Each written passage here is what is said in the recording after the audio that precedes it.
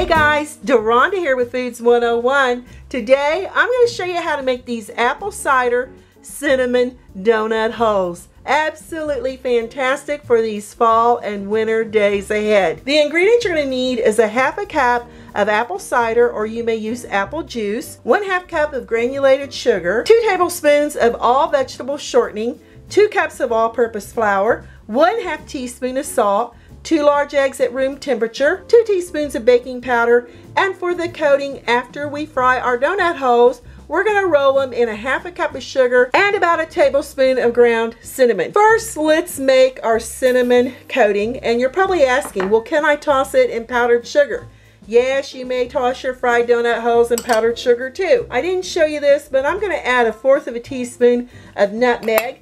It's not necessary, it's optional, but I love the flavor it gives these apple cider donut holes. We're going to whisk this around because this is what we're going to toss our fried donut holes in.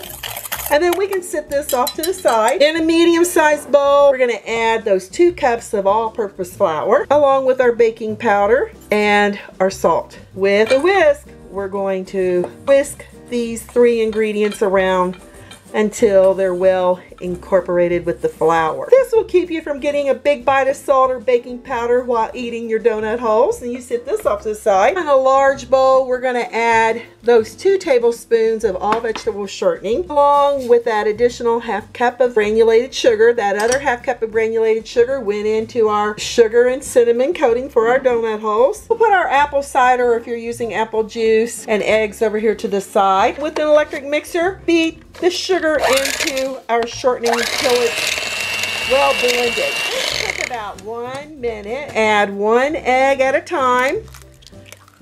We're going to add this in.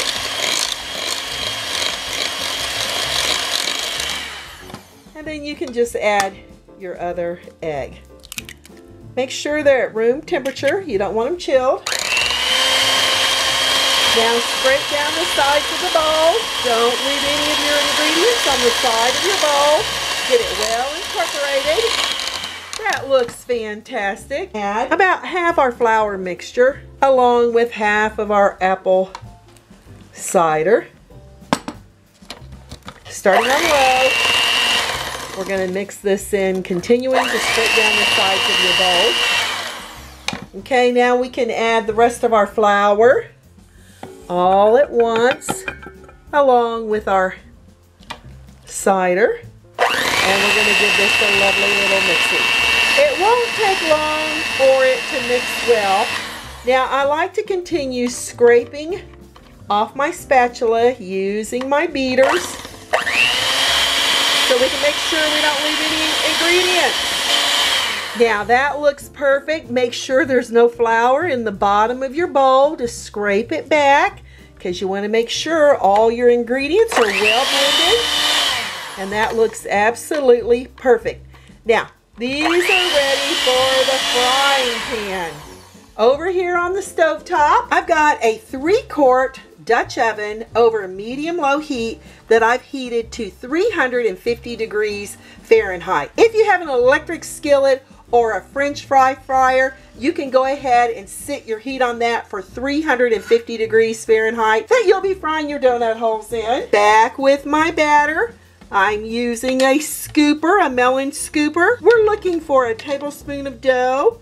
I like them to do it this way because they all fry in a uniform size. Be sure to scrape off the sides of the bowl. You don't want excess dough. Now if you don't have one of these melon scoopers, you can go ahead and use a tablespoon to make sure you have enough dough for your donut holes to be nice and puffy. And I just use a little spatula to get it off the end there, and this will just work perfectly. And I only like to fry a few at a time. As you can see, they're running into each other, but we're looking at 2 minutes on each side, and we can kind of flip them around. Well, it kind of flipped on its own there. And all the excess here we can just discard and throw off to the side. I see I have a little tail on that one. I'm just going to remove it. Be sure your heat's not really hot because you don't want overdone donut holes.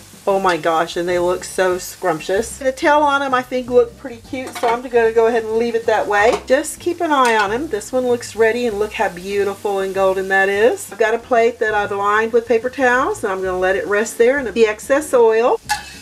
I find that just frying 3 at a time works best. It'll keep them from running into each other, and it'll keep the temperature here on your oil from dropping too quickly. And then we can get that perfectly golden brown on both sides of our round donut holes. Here's our fried donut holes, back with that cinnamon and sugar. We're gonna toss them around.